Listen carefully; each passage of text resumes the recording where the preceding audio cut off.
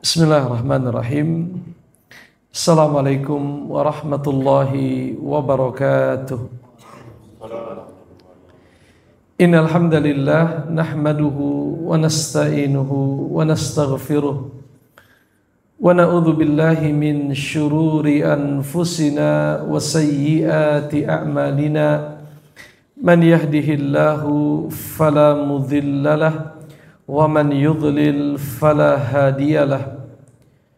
Asyhadu an la ilaha illallah wahdahu la syarikalah wa asyhadu anna Muhammadan abduhu wa rasuluhu la nabiyya ba'dah. Ya ayyuhalladzina amanu taqullaha haqqa tuqatih wa la tamutunna illa wa antum muslimun. Amma ba'du. Bapak-bapak dan ibu-ibu jamaah salat subuh Masjid Ar-Raudhah Perumahan Grand Matoa yang mudah-mudahan semuanya diberkahi Allah Subhanahu wa taala. Alhamdulillah, puji syukur kita panjatkan kehadirat Allah Subhanahu wa taala yang masih memberikan kita semua berbagai macam nikmat sehingga di pagi hari ini selesai kita melaksanakan salat subuh berjamaah, kita bisa lanjutkan dengan hadir di majelis ilmu, membacakan ayat-ayat Allah Subhanahu wa taala, yaitu dari surat Al-Kahfi ayat 25 dan seterusnya. Mudah-mudahan Allah Subhanahu wa taala selalu memberikan kepada kita semua keikhlasan dalam setiap amal ibadah. Allah berikan kita ilmu yang bermanfaat, dan mudah-mudahan perkumpulan kita ini menjadi sebab kita semua istiqomah di jalan Allah Subhanahu wa taala. Bapak dan Ibu sekalian, di pertemuan yang lalu kita sudah bahas bagian akhir dari kisah Ashabul Kahfi. Dan kali ini Allah Subhanahu wa taala menjelaskan kepada kita informasi tambahan. Sebenarnya kisahnya secara umum dianggap sudah apa? Sudah selesai. Tetapi di sini ada informasi tambahan dari Allah Subhanahu wa taala. Di ayat 25 Allah Subhanahu wa taala mengabarkan kepada kita semua tentang berapa lama mereka tinggal di dalam gua. Yaitu walabithu fi kahfihim thalatha mi'atin sinina wazdadu tis'a. Dan mereka, yaitu Ashabul Kahfi, tinggal di dalam gua selama 300 tahun, wazdadu tis'a, ditambah 9. 300 tambah 9. Ini ada penjelasan yang menarik dari Al-Imam Ibnu Katsir, di mana beliau berkata 309 tahun itu adalah perhitungan hilaliyah, artinya perhitungan qamariyah. Ashabul Kahfi mereka tertidur di dalam gua selama 309 tahun kalau dihitung dengan kalender bulan atau qamariyah. Dan juga dia setara dengan 300 tahun kalau pakai kalender syamsiyah, atau kalau sekarang kita sebut Masehi. Jadi kalau menggunakan perhitungan qamariyah, lamanya mereka di dalam gua itu 309 tahun. Tapi kalau menggunakan kalender matahari atau yang hari ini kita sebut dengan Masehi, lamanya mereka di dalam gua adalah 300 tahun. Kenapa seperti itu? Dikatakan oleh Ibnu Katsir, fa inna tafawut ma baina kulli mi'atin bil qamariyah ila syamsiyah. Sesungguhnya perbedaan jarak antara perhitungan qamariyah yang kita pakai di kalender Islam dengan kalender syamsiyah yang dipakai di dalam tradisi orang-orang Nasrani dan sekarang menjadi penanggalan yang umum dipakai oleh banyak negara. Perbedaannya, kata beliau, per 100 tahun itu adalah 3 tahun. Jadi per 100 tahun itu perbedaan antara Qamariyah dengan Syamsiyah itu adalah 3 tahun. Artinya kalau 300 tahun berarti 3 kali 3 menjadi 309 tahun. Itulah lamanya mereka tinggal di dalam apa? Di dalam gua. Ayat setelahnya para hadirin, Allah Subhanahu wa taala berfirman, Qulillahu a'lamu bima labithu. Katakanlah Allah Subhanahu wa taala itu lebih tahu bima labithu, tentang berapa lama mereka berada di dalam gua. Maksudnya kata Ibnu Katsir, kalau seandainya ada yang bertanya kepadamu dan engkau tidak punya pengetahuan tentangnya, maka katakanlah Allah lebih tahu tentang berapa lama mereka tinggal di dalam gua. Walaupun sebenarnya Allah sudah memberitahu, yaitu 309 tahun. Tapi kalau seandainya di lain waktu ya Rasulullah, engkau ditanya tentang satu perkara dan engkau tidak memiliki pengetahuan terperinci tentang sesuatu yang ditanyakan, cukuplah engkau mengatakan Qulillahu a'lamu bima labithu. Allah lebih tahu tentang berapa lama mereka tinggal. Lahu ghaibus samawati wal ard. Milik Allah lah perkara yang gaib di langit dan di bumi. Artinya ini termasuk perkara yang khusus bagi Allah, Bapak dan Ibu sekalian.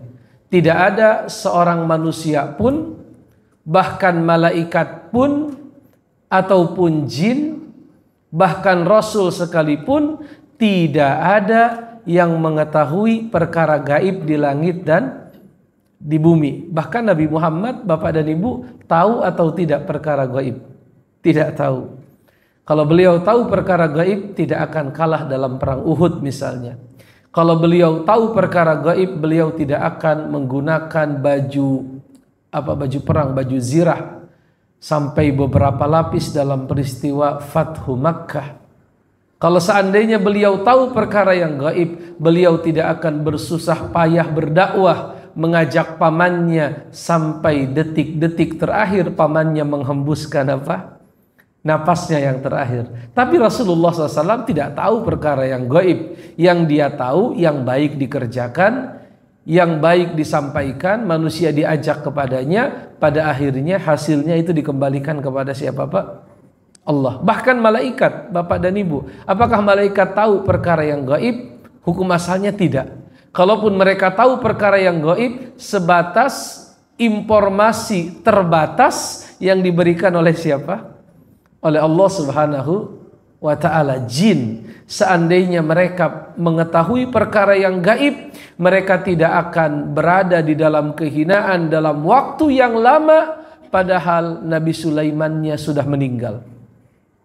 Kalau seandainya jin mengetahui perkara yang gaib, mereka tidak akan berada di dalam kehinaan dalam waktu yang lama, padahal Nabi Sulaimannya sudah lama meninggal. Tapi mereka tetap saja berada dalam kehinaan. Mereka harus bekerja, mereka harus melanjutkan proyek yang sudah ditentukan oleh Nabi Sulaiman, seolah-olah Nabi Sulaiman masih berdiri memantau pekerjaan mereka, padahal sejak beberapa waktu lamanya Nabi Sulaiman itu sudah meninggal. Dan mereka baru tahu bahwa Nabi Sulaiman itu meninggal setelah tongkatnya dimakan oleh rayap, hilanglah penopang Nabi Sulaiman, maka Nabi Sulaiman pun alaihi salam jatuh tersungkur. Sambil jin-jin itu berkata, duhai seandainya kami tahu perkara yang gaib, tentunya kami tidak berada dalam kehinaan dalam waktu yang lama. Berarti tidak ada satu makhluk pun yang tahu perkara yang gaib. Manusia tidak tahu perkara yang gaib. Bahkan manusia yang paling mulia, Rasul, tidak tahu perkara yang gaib. Para malaikat tidak tahu perkara yang gaib. Jin tidak tahu perkara yang gaib. Ini semakna dengan firman Allah di surat An-Naml ayat 65. Allah berfirman, "Qul la ya'lamu man fis samawati wal ardil ghaiba illallah." Katakanlah tidak ada yang tahu perkara yang gaib di langit dan di bumi kecuali siapa Pak? Allah. Tapi Ustadz, kadang tukang ramal melakukan ramalan-ramalan. Dukun melakukan ramalan dan ternyata benar. Kata Nabi, betul, kebenaran itu hasil mencuri. Mencuri dari mana? Dari langit. Tetapi kata Nabi, satu kebenaran yang mereka curi akan dicampurkan dengan 100 apa Pak? Kebohongan. Itu hadis Nabi, bahwa satu kebenaran yang didapatkan oleh bangsa jin yang mereka naq'udu maqaida lis-sama', mereka duduk di atas langit mencari berita-berita bumi. Terkadang mereka mendapatkan berita sebelum mereka disambar oleh apa Pak? Disambar oleh syihabar rasada, disambar oleh bintang-bintang yang ada di langit. Terkadang mereka masih sempat menyampaikan berita tersebut ke jin yang ada di bawahnya dan seterusnya sampai mereka sampaikan ke siapa Pak? Kepada dukun. Oleh karenanya dalam ajaran Islam, datang ke dukun itu termasuk dosa yang besar. Siapa yang sekedar datang dan bertanya walaupun tidak percaya, tidak diterima sholatnya berapa? 40 hari. Tetapi kalau datang lalu percaya, pulang ke rumah dia langsung nyembelih ayam apa namanya? Serba hitam. Langsung dia praktekkan syarat-syarat dukun-dukun tersebut. Maka dalam hadis Rasulullah berkata, faqad kafara bima unzila ala Muhammadin. Orang itu dianggap telah kafir terhadap apa yang diturunkan kepada Nabi Muhammad. Yang diturunkan kepada Nabi Muhammad Al-Quran, dan Al-Quran mengatakan lahu ghaibus samawati wal ard. Hanya milik Allah perkara yang gaib di langit dan di bumi. Ini penting digarisbawahi Bapak dan Ibu sekalian. Berapa banyak masyarakat muslim pada hari ini mereka masih percaya dengan perkara gaib yang bersumber bukan dari Quran dan hadis. Bagi kita orang Islam, perkara gaib itu dibatasi lewat 2 sumber saja. Perkara gaib dibatasi lewat berapa sumber Bapak dan Ibu? 2, yaitu Quran dan hadis. Adapun perkara gaib dari mimpi, dari apa lagi Pak? Ramalan suku apa itu yang di Chili atau di mana itu? Suku apa itu? Maya, suku Maya ya. Yang mengatakan kiamat dan lain sebagainya. Itu bagi seorang muslim sebenarnya tidak jadi perhatian dia, karena itu sudah dipastikan perkara gaib. Dan perkara gaib bagi seorang muslim hanyalah diambil dari sumbernya apa itu Pak? Al-Quran dan hadis yang merupakan 2 sumber terpercaya. Kemudian Allah Subhanahu wa taala berfirman, absir bihi wa asmi'. Apa artinya itu Bapak-bapak dan Ibu-ibu? Absir bihi wa asmi'. Absir bihi wa asmi'. Allah memuji dirinya sendiri. Betapa terang penglihatannya dan betapa tajam pendengarannya. Absir bihi wa asmi'. Artinya tidak ada sesuatu pun yang bisa kita sembunyikan, karena penglihatan Allah itu terang dan pendengarannya adalah apa Pak? Tajam. Itu arti dari absir bihi wa asmi. Ma lahum min dunihi min waliyyin wa la yusyriku fi hukmihi ahada. Mereka tidak memiliki pelindung selain Allah, yaitu manusia tidak memiliki pelindung selain Allah, dan Allah wala yusyriku fi hukmihi ahada. Allah tidak pernah mengambil seorang pun sebagai sekutu di dalam kerajaannya. Artinya tidak ada alasan kita menyekutukan Allah, tidak ada alasan kita melakukan syirik, tidak ada alasan kita memohon perlindungan kepada selain Allah. Satu kata Allah, karena tidak ada seorang pun pelindung selain Allah. Artinya kalau kita berlindung kepada selain Allah, lalu Allah berkehendak kita binasa, ya binasa. Kita berkehendak kita mati, ya mati. Tidak ada seorang pun yang bisa apa Pak? Memberikan kita apa? Perlindungan yang sempurna. Dan Allah la yusyriku fi hukmihi ahada, tidak pernah mengambil seorang pun sebagai sekutu di dalam menciptakan langit dan bumi. Apakah ketika menciptakan langit dan bumi Bapak dan Ibu, Allah mengajak kerjasama apa namanya? Join gitu. Tidak sama sekali. Apakah ada makhluk yang punya saham di dalam penciptaan langit dan bumi? tidak ada sama sekali. Tidak ada seorang pun yang punya saham di dalam penciptaan langit dan bumi, bahkan saham setipis kitmir, setipis kulit ari yang melapisi biji kurma. Kalau bapak dan ibu makan kurma, dagingnya kita makan, bijinya kita keluarkan dari mulut, itu kalau kita perhatikan bijinya itu memiliki kulit ari ya, kulit ari, dan itu kulit namanya dalam bahasa Arab kitmir. Mereka itu orang-orang yang kalian sembah selain Allah, kata Allah dalam Al-Quran, tidak memiliki kekuasaan bahkan setipis apa? kulit ari. Jelas atau tidak Bapak dan Ibu? Artinya kita tidak boleh menyekutukan Allah Subhanahu wa taala, karena Allah dialah pemilik perkara yang gaib, dia maha terang penglihatannya, maha tajam pendengarannya, tidak ada seorang pelindung pun bagi kita selain Allah, dan Allah tidak pernah mengambil sekutu di dalam kerajaannya. Kerajaan Allah adalah kerajaan apa Bapak dan Ibu? Kerajaan langit dan bumi, alam semesta dengan luas dan berbagai macam tempat dan bentuk, semuanya adalah milik siapa Bapak dan Ibu? Allah Subhanahu wa ta'ala. Kita memasuki ayat 27 Bapak dan Ibu sekalian. Di ayat yang mulia ini Ibnu Katsir berkata, Allah Subhanahu wa ta'ala memerintahkan Rasulnya bitilawati kitabihil aziz, agar Rasulnya senantiasa membaca kitab yang mulia. Apa itu kitab yang mulia Bapak dan Ibu? Al-Quran. Jadi bukan hanya kita yang membaca Al-Quran, bahkan Nabi yang turun kepadanya Al-Quran, Allah perintahkan untuk membaca apa Pak? Al-Quran. Dan Bapak dan Ibu sudah sering mendengar Nabi Muhammad kalau sudah datang bulan Ramadan itu, beliau tadarusnya sama siapa? Sama Jibril alaihi salam. Selain Allah perintahkan Nabi Muhammad membaca Al-Quran, Allah perintahkan juga beliau menyampaikan Quran. Terkait dengan hal ini Allah berfirman, "Watslu ma uhiya ilaika min kitabi rabbik." Watslu, apa artinya Bapak dan Ibu? Watslu. Watslu satu kata dengan tilawah ya. Watslu itu artinya tilawahkanlah, bacalah. Apa yang harus aku baca ya Allah? Ma uhiya ilaika, dari apa-apa yang diwahyukan kepadamu. Tentunya yang diwahyukan kepada Nabi Muhammad adalah apa Pak? Al-Quran.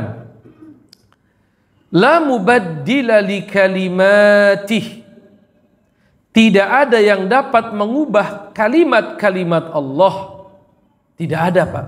Kalau yang dimaksud dengan kalimat-kalimat Allah di sini adalah Al-Quran, maka Al-Quran tidak ada yang bisa mengubahnya, tidak ada yang bisa menyimpangkannya, tidak ada juga yang bisa menghilangkannya.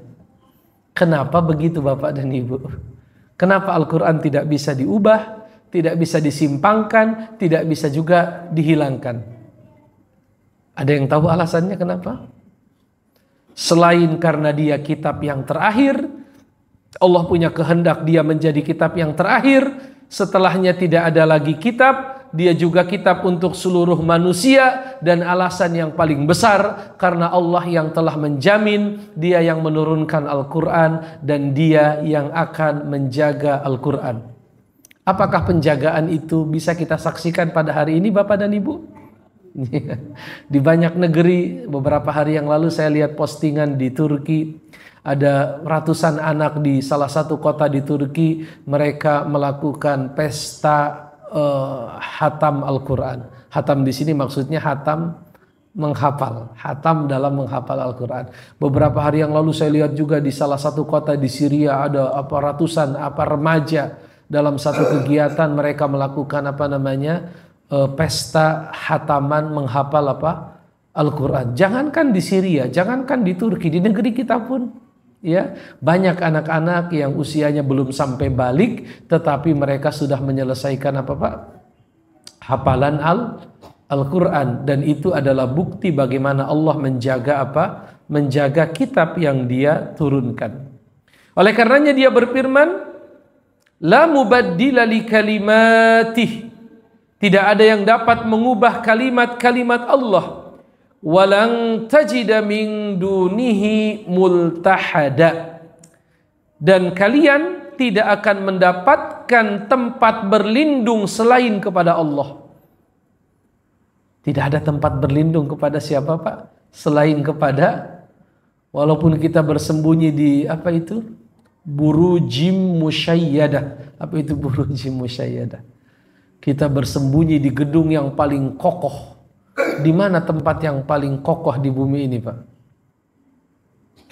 Apa tempat yang paling aman di atas muka bumi ini? Di mana, Pak? Apa di Departemen Pertahanan Amerika sana, di apa namanya? Pentagon atau apa di sana ya? Itu mungkin dibuat satu tempat yang paling aman, anti apa namanya, Pak? Anti radiasi nuklir, anti ini, anti itu. Ya, tapi kalau kematian itu datang apa? Tidak akan bisa lari dari kematian. Kalau Allah punya kehendak, Allah cukup mengutus lalat atau nyamuk kepada Namrud, lalu lalat itu masuk kemana? Masuk ke dalam hidungnya. Lalu ada yang kisah milioner dari India itu, Bapak dengar tidak? Ada belum lama ya, ada miliarder dari India. Dia datang untuk main polo kalau nggak salah ya, di Inggris sana. Main polo kuda kayak hobinya Pak Presiden ini, polo. Dia main polo di salah satu tempat yang favorit di Inggris sana. Lalu ketika dia bermain polo, dia tersedak begitu, ternyata masuk apa, Pak? Semacam hewan, semacam serangga begitu, masuk ke dalam tenggorokannya, masuk ke dalam mulutnya. Nggak lama setelah itu dia nggak sadarkan diri. Luar biasa ya. Padahal masih apa namanya, Pak? Masih muda, badannya lagi sehat, suka olahraga. Tetapi hanya dengan serangga yang apa? Serangga yang kalau kita cukup pakai, jangan telunjuk lah, pakai apa namanya? Pakai kelingking kita begini kan apa, Pak? Tet, begitu. Serangga itu akan apa? Akan mati. Tapi kalau Allah punya kehendak, dia masuk ke dalam tenggorokannya, lalu nggak lama setelahnya dibawa ke rumah sakit, ya sudah, selesai. Dia tinggalkan segala kemewahan, segala harta benda yang dia miliki. Nah, ini barangkali maksud dari firman Allah, walang tajida min dunihi multahada. Kalian tidak akan mendapatkan tempat berlindung selain Allah Subhanahu wa taala. Oleh karenanya Allah berpesan kepada Nabi Muhammad sallallahu alaihi wasallam. Atau sebelum itu, Bapak dan Ibu, di sini Ibnu Katsir membawakan beberapa ayat yang semakna dengan surat Al-Kahfi ayat 27. Yang isinya adalah perintah membaca Al-Quran dan menyampaikannya. Yaitu yang pertama Al-Maidah 67, Pak. Allah berfirman, wahai Rasul, sampaikanlah apa-apa yang Allah turunkan kepadamu. Kalau kamu tidak melakukan itu, kamu belum menyampaikan risalah. Dan Allah akan melindungimu dari manusia. Artinya fokus menyampaikan, jangan kamu sibuk memikirkan apa namanya respon manusia, dan sesungguhnya Allah akan menjauhkan kamu dari apa? Makar orang-orang yang suka bikin makar. Di ayat yang lain surat Al-Qasas 85 Allah berfirman, sesungguhnya Allah yang mewajibkan engkau untuk menyampaikan dan mengamalkan Al-Quran, la radduka ila ma'ad, dia akan mengembalikanmu kepada di hari kembali. Apa Pak? Apa korelasi antara perintah menyampaikan dengan informasi bahwa kamu akan dikembalikan kepada saya? Apa itu korelasinya? Sungguh-sungguh kamu menyampaikannya, sampaikan semua, jangan ada yang disembunyikan, jangan ada yang tidak disampaikan, kamu ini akan kembali kepada saya. Artinya akan kembali kepada saya apa, Pak? Ada pertanggungjawaban, ada hisab, ya, ada hari-hari yang akan kamu lewati kelak di akhirat, semuanya akan diperhitungkan oleh siapa? Oleh Allah Subhanahu wa taala. Artinya di sini Allah Subhanahu wa taala menekankan kepada Nabi Muhammad agar semua yang Allah turunkan kepadanya disampaikan kepada umatnya. Pertanyaan untuk Bapak-bapak, apakah Nabi Muhammad sudah menyampaikannya? Atau ada yang belum sempat disampaikan? Misalnya wasiat kepemimpinan sudah disampaikan atau belum? Yang jadi pemimpin setelah beliau. Ada sebagian kelompok ya yang menisbatkan dirinya kepada Islam, yang mengatakan bahwa Nabi Muhammad itu belum menyampaikan beberapa hal, atau sudah menyampaikan lalu disembunyikan oleh siapa? Oleh para sahabat, misalnya tentang hak dari khalifah misalnya Ali bin Abi Thalib. Tentunya itu adalah kalimat-kalimat yang tidak benar, tuduhan-tuduhan yang serius. Padahal Allah telah menjamin bahwa Nabi Muhammad adalah seorang yang amanah. Ya, beliau sudah apa? Addal amanah wa nasohal ummah. Beliau sudah menunaikan amanah yang Allah titipkan, dan beliau sudah menasehati umat, bahkan bukan hanya menasehati, wajahada fillah haqqa jihad. Beliau telah berjihad dengan sebenar-benarnya jihad sampai datangnya kematian kepada beliau alaihi salatu wassalam. Ayat 28, Bapak-bapak, Allah berfirman kepada Nabi Muhammad setelah dia memerintahkannya membacakan ayat kepada manusia, mengamalkan ayat-ayat tersebut. Allah berfirman, wasbir. Apa artinya wasbir, Bapak dan Ibu? Bersabarlah engkau. Wasbir nafsaka, sabarkan dirimu ya Rasulullah. Ma'alladina yad'una rabbahum bil ghadati wal ashi. Untuk membersamai orang-orang yang selalu berdoa menyeru kepada Allah di waktu pagi dan sore. Yuriduna wajhah. Dan mereka berdoa, berzikir semata-mata mengharapkan wajah Allah. Wala ta'du aynaka anhum. Jangan kamu palingkan wajahmu dari mereka. Yaitu orang-orang yang miskin tersebut. Orang-orang yang lemah tersebut. Turidu zinatal hayatid dunia, karena kamu mengharapkan perhiasan dari kehidupan dunia. Wala tuti' man aghfalna qalbahu an dzikrina. Jangan ikuti orang-orang yang telah kami lalaikan hatinya dari mengingat kami. Wattaba'a hawahu, dan suka mengikuti hawa nafsu. Wa kana amruhu furta, dan urusan mereka itu adalah telah melampaui batas.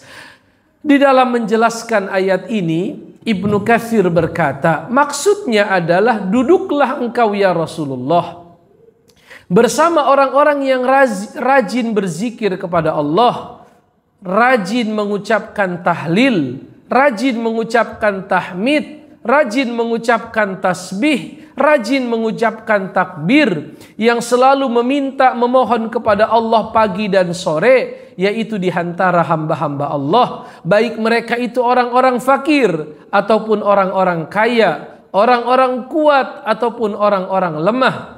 Ibnu Katsir berkata, ada riwayat yang mengatakan bahwa ayat ini nazalat, turun terkait dengan para pembesar Quraisy.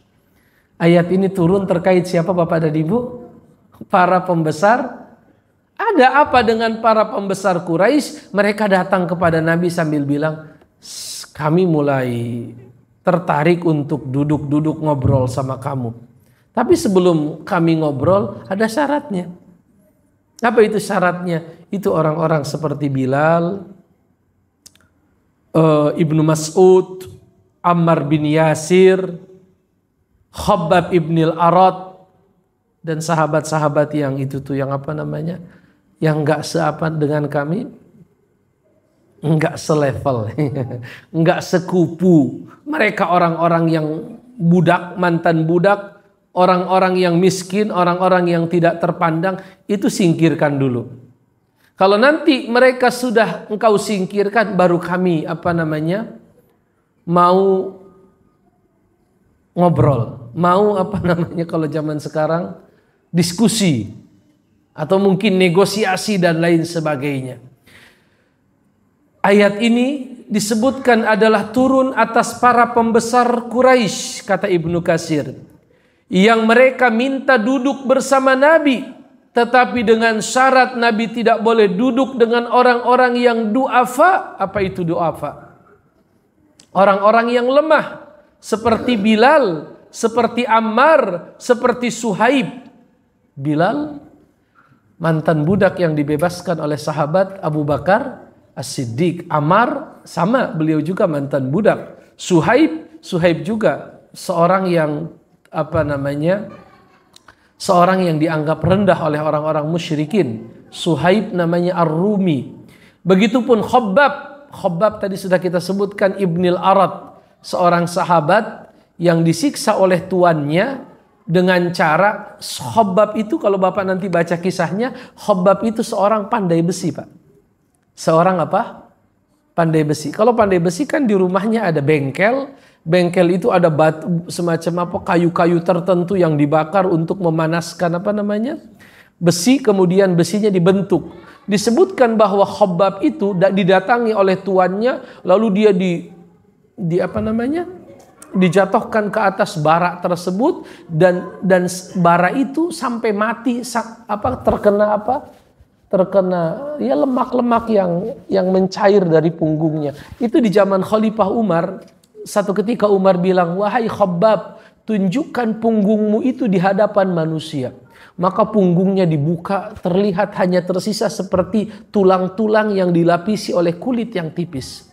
Dan tiap kali Khabbab membuka punggungnya di hadapan Khalifah Umar, dan Khalifah Umar, Bapak dan Ibu silahkan baca sejarah, 9 tahun setelah wafatnya Nabi, kekuasaannya sudah mencakup Afrika Utara keseluruhannya, sudah mencakup Romawi, negeri Syam itu Romawi, sudah mencakup Persia dan lain sebagainya. Lalu Umar ketemu Khabbab, lalu Umar bilang, coba buka bajumu itu. Maka dibuka bajunya, terlihatlah apa Pak? Tulang rusuk yang sudah terbakar sekian lama. Jadi tidak lagi tumbuh daging, tetapi tinggal tulang yang dilapisi oleh apa? Oleh kulit saja. Itu siapa namanya Pak? Khabbab ibnil Arad. Khabbab ibnil Arad.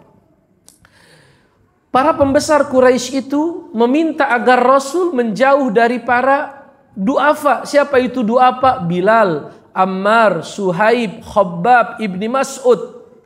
Agar mereka liyafrida ulaika bimajlisi ala hiddatin, karena mereka tidak mau majelisnya digabung dengan siapa itu?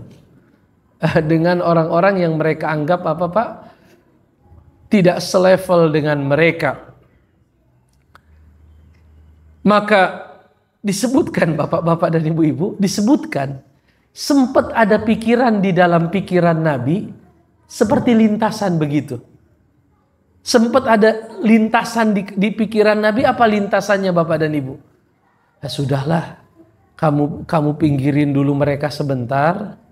Kamu ajak orang-orang musyrik itu apa namanya, diskusi, siapa tahu mereka mau beriman. Kalau mereka mau beriman, nanti orang Mekah semuanya akan ikut apa? Beriman. Allah Maha tahu apa yang dipikirkan oleh Nabi. Maka turunlah surat yang lain, yaitu Al-An'am 52. Allah berfirman, wala tatrudil ladina yad'una rabbahum bil ghadati wal ashi. Jangan usir orang-orang yang selalu berdoa kepada Rabbnya di waktu pagi dan sore.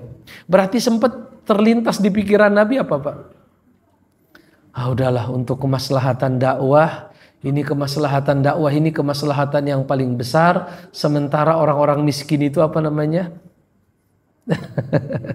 kita tinggalkan dulu sejenak. Nabi tidak mungkin merendahkan sahabatnya, tapi Nabi mungkin berpikir, ya sudah, kalau memang pembesar itu tidak mau duduk-duduk sama, ya sudah, saya saja yang datang dengan mereka, lalu saya apa?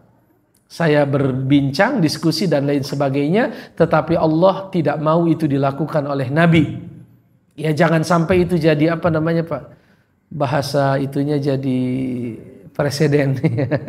Menjadi satu contoh teladan yang tidak baik untuk kemudian hari. Maka Allah berfirman tadi di surat apa?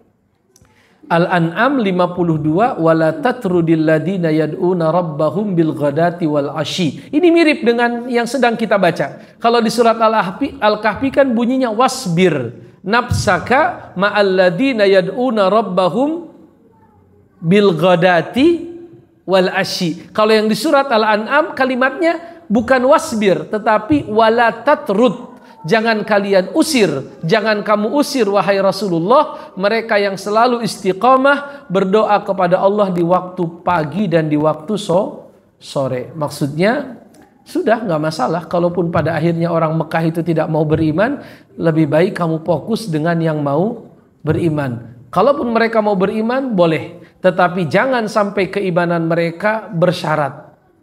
Apakah itu keimanan yang bersyarat? Ya, kami akan beriman, tetapi nanti setelah kami beriman, otomatis level kami nggak apa namanya, jangan disamain sama mereka. Kami nggak sekupu dengan apa? Dengan mereka. Oh, itu nanti bisa merusak kaidah yang sudah baku. Inna akramakum indallahi atqakum, yang paling mulia itu yang paling bertakwa, bukan anak siapa, keturunan siapa, bangsawan atau bukan bangsawan. Jelas Bapak-bapak dan Ibu-ibu? Disebutkan oleh Al-Imam Ibnu Katsir, berkata Imam Muslim di dalam kitab sahihnya dari Sa'ad bin Abi Waqqas berkata, satu ketika kami bersama Nabi, bersama 6 orang di kalangan sahabat. Disebutkan 6 orang itu adalah sahabat yang dianggap lemah. Lemah pun bukan dari sisi fisik ya, lemah dari sisi kedudukan, ekonomi dan lain sebagainya. Maka kata Sa'ad bin Abi Waqqas, tiba-tiba orang-orang musyrik itu datang selalu berkata kepada Nabi, usir mereka agar mereka tidak kurang ajar kepada kami. Usir mereka agar mereka tidak kurang ajar kepada kami. Maksudnya mereka di sini siapa? Yang tadi kita sebut namanya, usir itu Bilal, usir itu Ibnu Mas'ud, usir itu Khabbab, usir itu Suhaib. Usir mereka.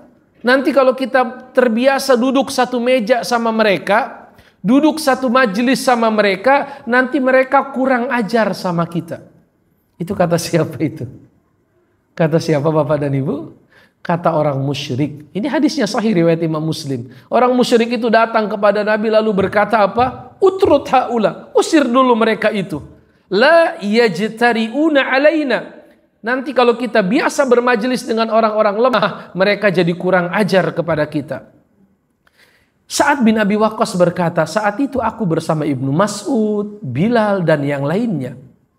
Fa waqa'a fi nafsi Rasulillah masya Allah, dan terjadi di dalam pikiran Nabi sesuatu yang dikehendaki oleh Allah. Maksudnya Nabi mungkin berpikir, udahlah sementara nggak masalah, yang penting mereka apa? Mau mendengarkan dakwah.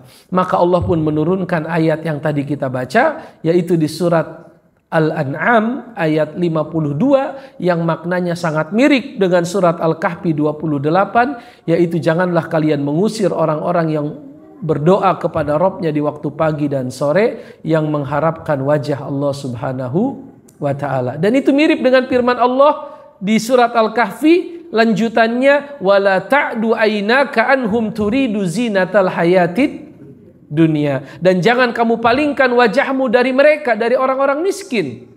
Nah, ini kebiasaan yang terkadang terjadi pada sebagian orang. Kalau berbicara dengan orang yang kaya terpandang, dia hadapkan wajahnya dengan apa? Dengan fokus. Tapi kalau ngobrolnya dengan orang miskin, dia ngobrol sambil apa? Sambil menundukkan pandangan atau sambil padahal enggak Pak, kita harus tempatkan manusia setara. Kalaupun kita ingin membeda-bedakan mereka, bedakan dengan ketakwaan. Artinya kalau saya ngobrol sama orang kaya dengan begini, saya juga ngobrol dengan siapa orang yang biasa saja dengan begini. Gimana Pak? Apa? Masya Allah. Bagaimana? Jelas atau tidak Bapak dan Ibu sekalian ya? Maka di sini Allah berfirman apa? Jangan kamu palingkan wajahmu ya karena mengharapkan kenikmatan apa? Dunia. Ini nilai-nilai seperti ini turun 15 abad yang lalu. Modern banget Pak ya. Apa kalau nilai-nilai apa namanya?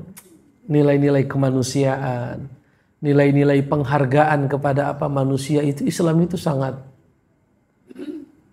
dahsyat. Yang saya sampaikan berulang-ulang di majelis kita ini apa Pak? Bilal seorang mantan budak, terompahnya mendahului dia apa? Masuk surga. Sedangkan Abu Lahab seorang bangsawan, pamannya Nabi, masih hidup, masih sehat, dia dan istrinya divonis pasti akan masuk neraka. Itu nilai apa itu namanya ya? Nilai kesetaraan, bahwa tidak ada yang mulia kecuali mereka yang beriman dan apa? Bertakwa kepada Allah. Dan saya pernah cerita ke bapak-bapak di hari Fathu Mekah, lalu datang waktu sholat zuhur, Nabi suruh Bilal naik ke atas apa? ke atas Ka'bah, gempar satu Mekah melihat orang hitam naik ke atas Ka'bah lalu mengumandangkan apa? Mengumandangkan azan. Itu kita anggap sebagai apa namanya Pak ya? Apa? Deklarasi kesetaraan. Deklarasi apa? Kesetaraan. Yang mulia itu hanyalah mereka yang bertakwa kepada Allah, bukan diukur dengan warna kulit, bangsa, bahasa, tetapi diukur dengan apa Pak? Dengan iman dan takwa. Kemudian Allah melanjutkan firman-Nya, wala tuti', jangan kamu taati man aghfalna, orang-orang yang telah kami lalaikan qalbahu, hatinya, an zikrina, dari mengingat kami. Maksudnya orang-orang musyrik yang tadi meminta agar kamu mengusir siapa? Orang-orang lemah. Wattaba'a hawahu, dan mereka adalah para pengikut hawa nafsu. Wa kana amruhu furuto, dan mereka adalah orang-orang yang melampaui batas. Lalu ya Allah, kalau saya tidak boleh mengikuti usulan permintaan mereka, apa yang harus saya katakan? Itu disebutkan di ayat 29. Wa qulil haqqu mir rabbikum, katakanlah ya Rasulullah, kebenaran itu datangnya dari Allah. Bukan diukur dengan status sosial, bukan diukur dengan bangsawan atau bukan bangsawan, Mekah atau Madinah, Arab atau bukan Arab. Bukan itu ukuran kebenaran. Qulil haqqu mir rabbikum, katakanlah kebenaran itu datangnya dari Rabb kalian. Faman syaa'a falyu'min wa man syaa'a falyakfur. Yang mau beriman silahkan, yang mau kafir silahkan. Itu pengumuman kebebasan atau malah ancaman? Itu pengumuman kebebasan beragama atau malah ancaman? Ancaman. Dari mana kita tahu ancaman? Lanjutkan saja ayatnya.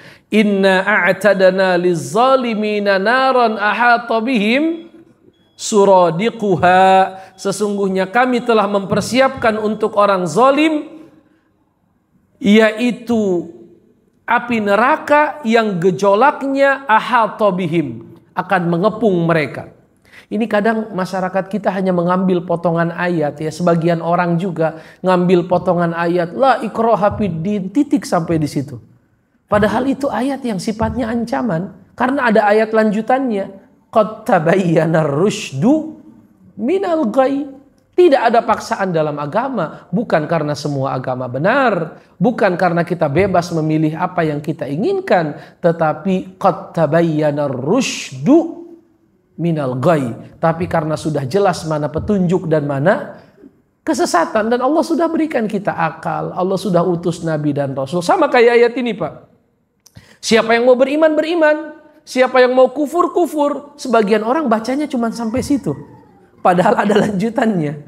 Inna a'tadna lizzalimina naron ahata bihim suradiquha. Itu jangan dipisahkan. Itu satu apa namanya Pak?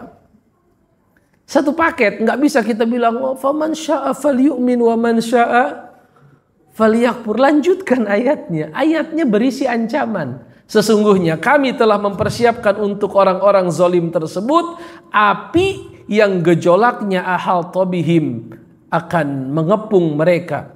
Wa iyastagitsu yughatsu bima'in kalmuhli yashwil wujuh. Kalau mereka meminta pertolongan, minta minum, mereka diberikan minum dari cairan kalmuhl.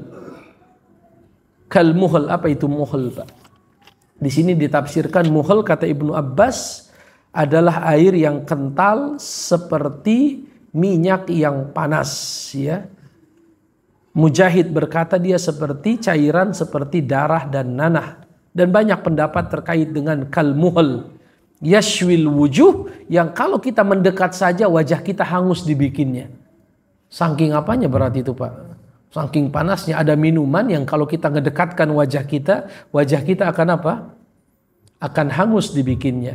Bi'sa syarab, itulah seburuk-buruk minuman. Wasaat murtafaqa, dan itu adalah tempat seburuk-buruk tempat apa? Ya, istirahat. Seburuk-buruk tempat kembali. Saya rasa itu Bapak dan Ibu sekalian ya.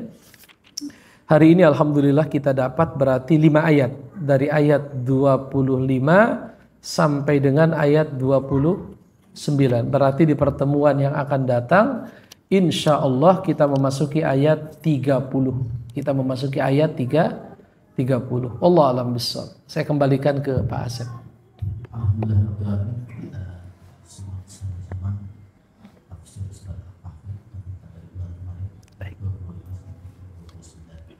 Silakan Bapak Ibu kalau ada yang jelas atau bertanya. Baik, silakan Pak Asep. Tadi dikatakan berapa lama asal dipakai itu tidak ada. Betul Pak. Dan itu adalah perhitungan komariah. Betul Bapak. 309 tahun. Di zaman sekarang itu kan yang paling umum dan digunakan lebih hafal kita adalah bulan Syamsiah. Di bulan-bulan komariah itu kan sangat penting kalau untuk umat Islam terkait ritual ibadah. Betul. Betul Pak. Merayain Idul Adha. Betul. Ritual-ritual Betul. Dikaitkan dengan tanggal Qamariyah. apa hikmah di balik itu? Allah kan semuanya kan menjadikan alam. Iya, artinya betul. Itu nggak lebih dominan daripada Syamsiah atau Syamsiah yang lebih dominan. Apa hikmahnya? Apa hikmahnya? Orang-orang yang mendalami ilmu falak tahu. Yang mendalami dengan spesifik tahu. Tapi saya tidak terlalu mendalami ilmu falak Pak Asep. Tapi dari penilaian saya, bahwa perhitungan Qamariyah itu lebih mudah daripada perhitungan Syamsiah.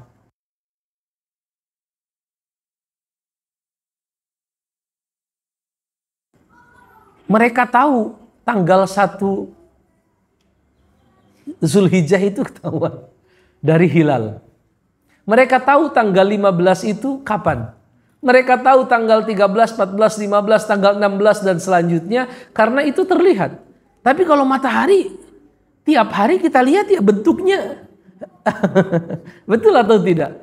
Matahari tiap hari muncul dari timur tenggelam di barat dan kita nggak pernah paham gimana ya kalau orang yang ahli falak dia dengan lancar nanti menjelaskan gini loh cara ngitungnya. Sebenarnya dua-duanya benar. Itu revolusi matahari atau bulan dan lain sebagainya dalam bahasa-bahasa ilmu falak lah. Tetapi saya yang tidak mendalami ilmu falak, saya bisa memahami kenapa kita pakai bulan karena perhitungan bulan itu jauh lebih apa Pak? Jauh lebih mudah. Bahkan Nabi bilang, puasalah kamu dengan melihat hilal.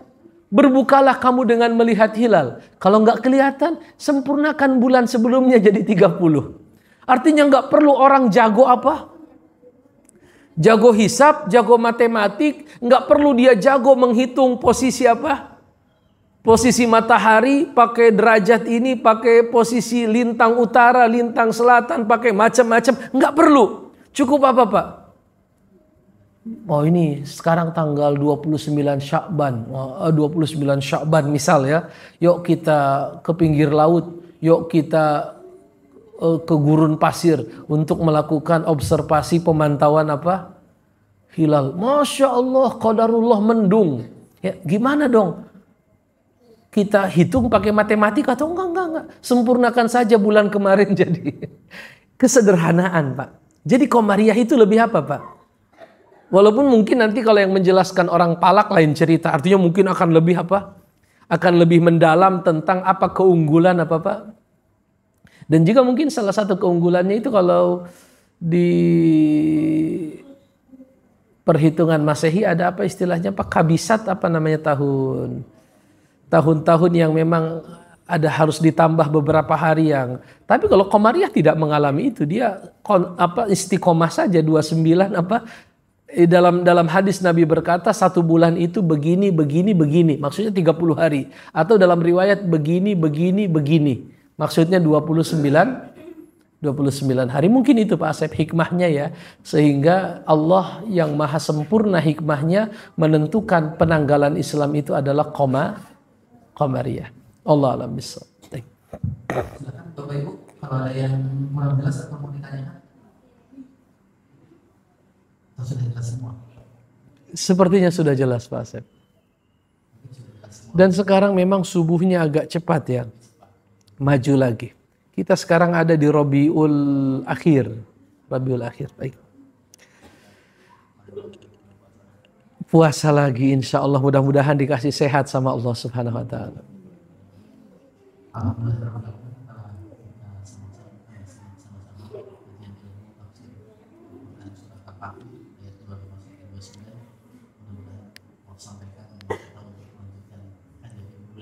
Insya Allah, insya Allah.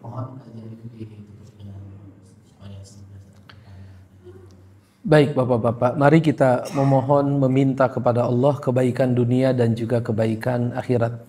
Bismillahirrahmanirrahim. Alhamdulillahirabbil alamin hamdan yu'afi ni'amahu wa yukafi mazidah. Allahumma salli ala Muhammad wa ala ali Muhammad kama sallaita ala Ibrahim wa ala ali Ibrahim fil alamin innaka Hamidum Majid. Rabbana ighfir lana wa liwalidina warhamhuma kama rabbawna shighara wa li jami'il muslimin wal muslimat wal mu'minin wal mu'minat al ahya'i minhum wal amwat birahmatika ya arhamar rahimin. Allahumma inna nas'alukal huda wat tuqa wal afafa wal ghina wa na'udzubika min sakhatika wan nar. Rabbana hab lana min azwajina wa dhurriyyatina qurrata a'yun waj'alna lil muttaqina imama. Rabbana la tuzigh qulubana ba'da idh hadaitana wa hab lana min ladunka rahmatan innaka antal wahhab. Allahumma izzal islam wal muslimin wa adhilla syirka wal musyrikin wa dammir a'da'aka a'da'ad din waj'al hadzal baladan aminan mutma'innan wa sa'ira biladil muslimin. Allahumma ansuril ikhwanana al mustada'afina minal mu'minina fi Ghazzah. Allahumma shfi mardahum wa taqabbal syuhada'ahum wajma' kalimatahum ya arhamar rahimin. Allahumma ansurhum ala aduwwihim. Allahumma alayka bil yahudil mu'tadin. Allahumma shattit syamlahum wa farrik jam'ahum wa zalzilhum min tahti aqdamihim ya qawi ya matin ya zal jalali wal ikram. Rabbana zalamna anfusana wa in lam taghfir lana wa tarhamna lanakunanna minal khasirin. Rabbana atina fid dunya hasanah wa fil akhirati hasanah wa qina adzabannar. Subhana rabbika rabbil izzati amma yasifun wa salamun alal mursalin walhamdulillahi rabbil alamin. Assalamualaikum warahmatullahi wabarakatuh.